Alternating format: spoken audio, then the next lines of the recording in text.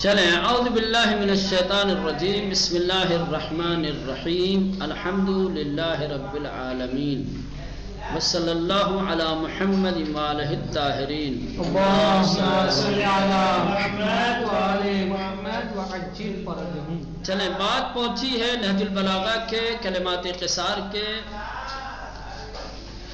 کلمہ قصار یا حکمت نمبر 34 ٹھیک 34.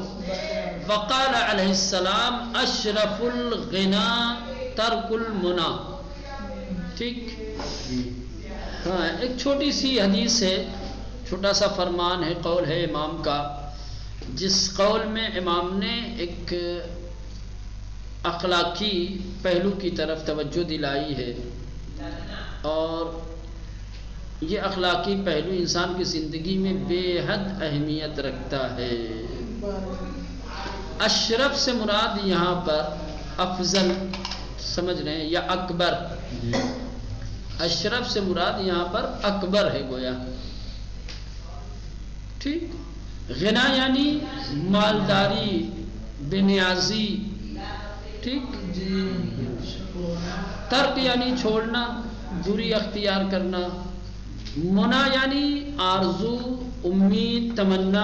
اس طریقے ترجمہ کیا کریں گے آپ؟ اشرف الغنا سب سے بڑی مالداری، سب سے بڑی دولت مندی کیا ہے؟ خواہشوں کو، تمناؤں کو ترک کر دینا، چھوڑ دینا ہے. واقعاً انسان محتاجی کی طرف کب جاتا ہے؟ جب انسان اپنی آرزوؤں کا اسیر ہو جاتا ہے. بڑی بڑی آرزوئیں جب آدمی کرنے لگتا ہے، امیدیں جب کرنے لگتا ہے، تو ظاہر سی بات ہے تمناؤں اور امیدوں کے پیچھے پھر انسان بھاگنا شروع کرتا ہے، کیونکہ اسے اپنی امید تک پہنچنا ہے، اسے پوری کرنی ہے اپنی خواہش، اپنی امید تک. تو کبھی کبھی امیدوں تک پہنچنے کے لیے، خواہشات کو پوری کرنے کے لیے محتاجی میں گرفتار ہونا پڑتا ہے. کسی کے سامنے کبھی ہاتھ پھیلانا پڑتا ہے، کبھی ذلیل ہونا پڑتا ہے، ہاں کبھی حقارت کا سامنا کرنا پڑتا ہے. اگر انسان ان امیدوں کو، ان تمناؤں کو ترک کر دے، چھوڑ دے، سب سے بڑا مالدار ہے انسان. بے نیازی میں ہی کیا اس میں ترک امید میں، ترک خواہشات میں ہی مالداری ہے. امیدیں نہیں ہیں آپ کے اندر، خواہشات نہیں ہیں آپ کے اندر، جیب خالی بھی ہو تو محتاج تھوڑی ہے آپ کسی کے. امید ہی نہیں.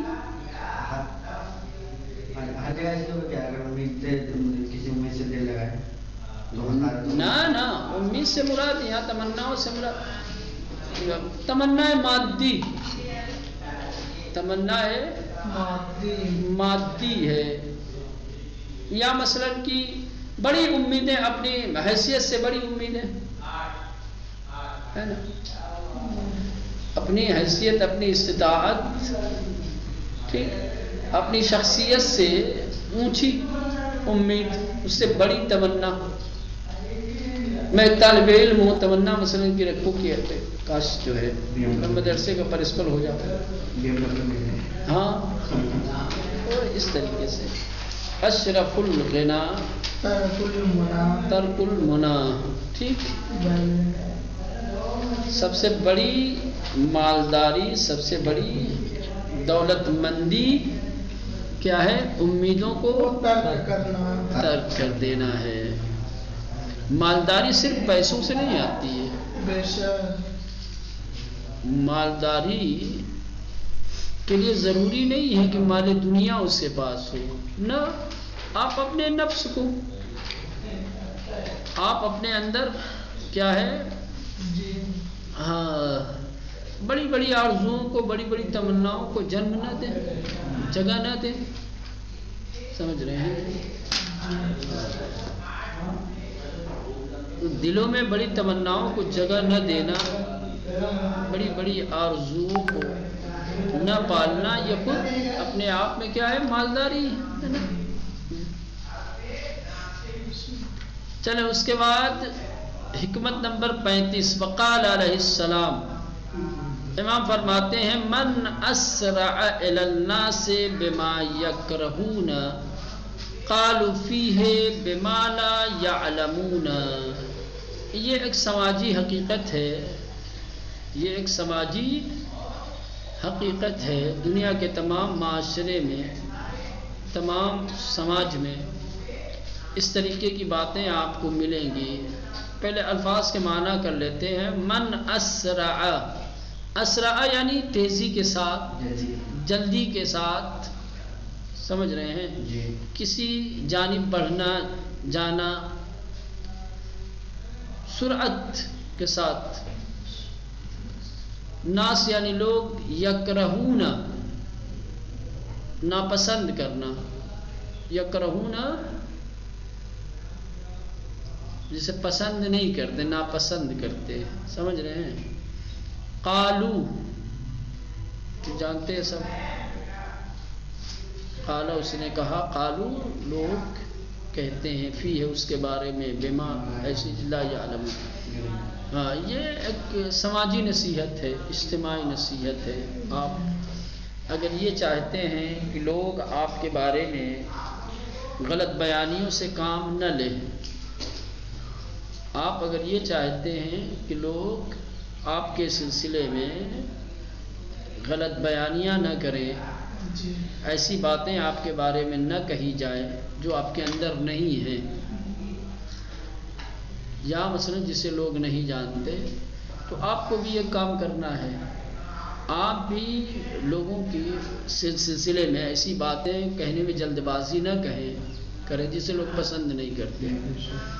جن باتوں کو لوگ پسند نہیں کرتے، اگر وہ باتیں بیان کرنے میں آپ جلد بازی کریں گے، کہیں پر بھی کسی بھی موقع پر کسی کے بھی سامنے جھٹ سے ایسی باتیں کرنے لگتے ہو جو لوگوں کو پسند نہیں ہے، تو اس کا نتیجہ کیا ہوگا کہ لوگ تمہارے بارے میں ایسی باتیں کرنے لگیں گے جو تمہارے اندر نہیں ہے.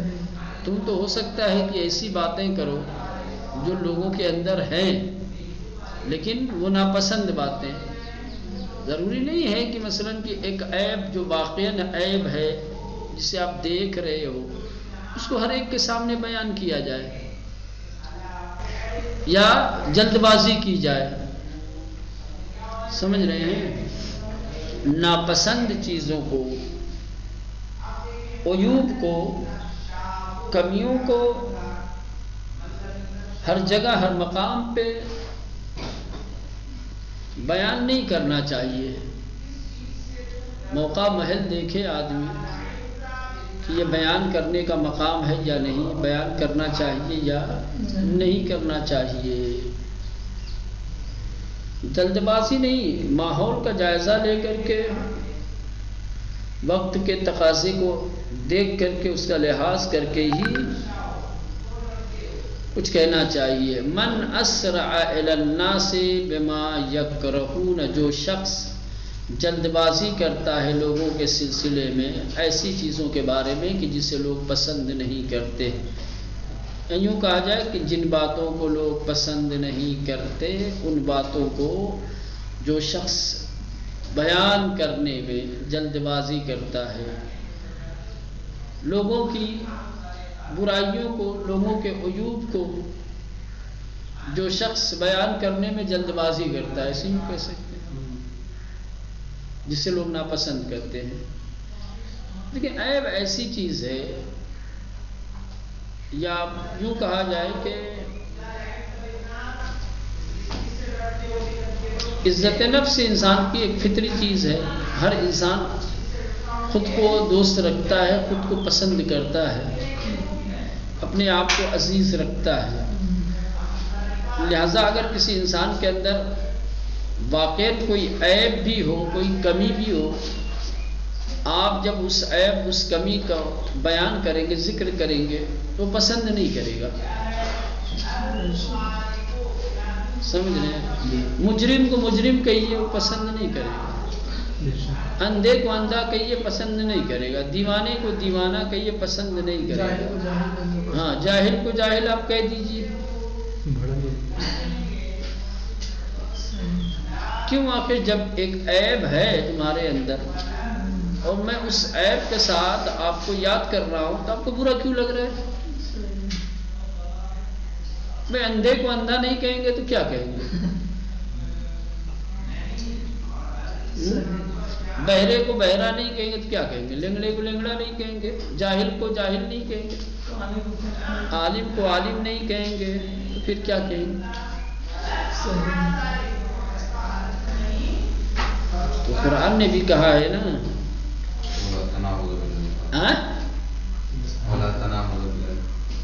نہ یہ القاب تھوڑی ہے، یہ القاب تھوڑی ہے۔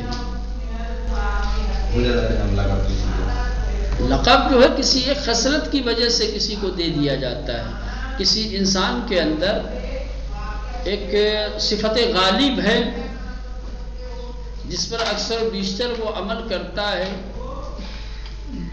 چاہے وہ اچھی چیز ہو چاہے وہ بری چیز ہو، تو اس کے حساب سے اس کو ایک لقب دے دیا جاتا ہے۔ لقب تو انسان کی عادتوں کو خصلتوں کو ظاہر کرتا ہے، بیان کرتا ہے نا، سمجھ رہے ہیں؟ یہ کوئی خصلت تھوڑی ہے، کانا بہرا ہونا خصلت ہے، خصلت تھوڑی ہے، جاہل ہونا خصلت تھوڑی ہے۔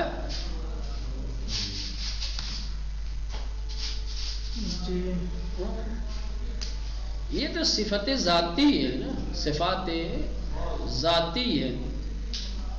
خدا کے بارے میں پتہ نہیں پڑھا ہے کہ نہیں آپ لوگوں نے؟ خدا کی صفات کو جو تقسیم کیا جاتا ہے الگ الگ اعتبار، ہاں ایک صفات ذاتی ہوتا ہے، ایک صفات افعالی ہوتا ہے۔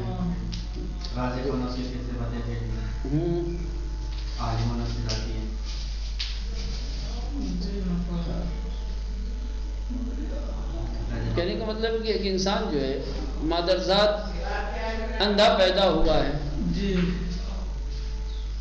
ٹھیک، تو اس کو ہم اگر اندھا کہیں گے تو اس کے لیے یہ اندھاپن اس کی صفت ذاتی ہے،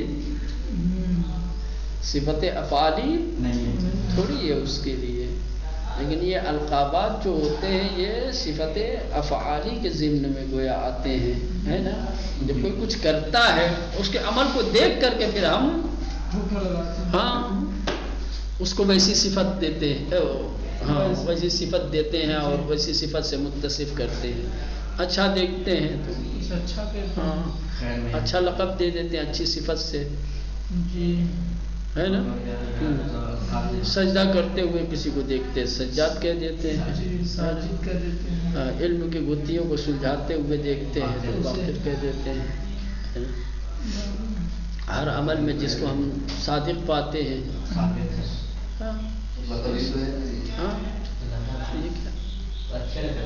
یہ القابات ہیں، لقب ہیں۔ یہ القاب جناب جس کے اندر نہیں ہوگی، اگر جو اس کو دے دیا جائے گا تو وہ خوش ہو جائے گا۔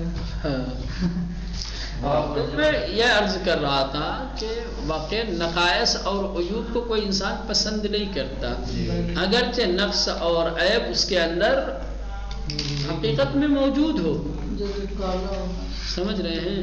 تو چونکہ یہ ایک فطری چیز ہے، لہذا اس کو بیان کرنے میں، اس کو ذکر کرنے میں جلد بازی نہیں کرنی چاہیے، سمجھ رہے ہیں؟ انسان حالات کا جائزہ لے، دیکھ لے کہ یہاں پر موقع اور محل ہے یا نہیں، اس کے بعد پھر بیان کرے۔ وَإِلَّا اگر لوگوں کے عیوب اور نقائص کو بیان کرنے میں انسان جلد بازی جب کرنے لگے گا تو اس کا اثر اور اس کا نتیجہ یہ ہوگا کہ لوگ بھی اس کے بارے میں غلط رائے پیش کرنے لگیں گے، ایسے عمل کی نسبت دینے لگیں گے جس کا وہ عامل نہیں ہے، یا ایسی باتوں کی نسبت جو جانتے بھی نہیں، ان کے علم میں نہیں، ایسے ہی کچھ بھی کہنے لگیں گے۔ تو یہ دیکھو ایک طرح سے یہ بہترین سماجی برائیوں سے یا اپنے آپ کو اگر اب دوست رکھتے ہو، اپنی عزت عزیز ہے تو اپنی عزت کا تحفظ دوسروں کی عزت کے تحفظ میں ہے۔ اپنی عزت کا تحفظ کس میں ہے؟ دوسروں کی عزتوں کے تحفظ میں ہے. اگر آپ اپنی عزتوں کی پاسداری کرتے ہیں، اگر آپ چاہتے ہیں کہ عزیز بن کر کے رہیں، لوگ آپ کے بارے میں کوئی ایسی بات نہ کہیں کہ جو آپ کے اندر نہیں ہے، یا مثلا کہ جو لوگ نہیں جانتے، تو آپ کو دوسروں کی عزتوں کی حفاظت کرنی پڑے گی. اگر آپ نے دوسروں کی عزت کی حفاظت کر لی، اپنی عزت کی حفاظت کی ہے گویا. واقعاً اگر سماج اور معاشرے کا ہر انسان اس طرح کی ہدایتوں پر عمل کرنے لگے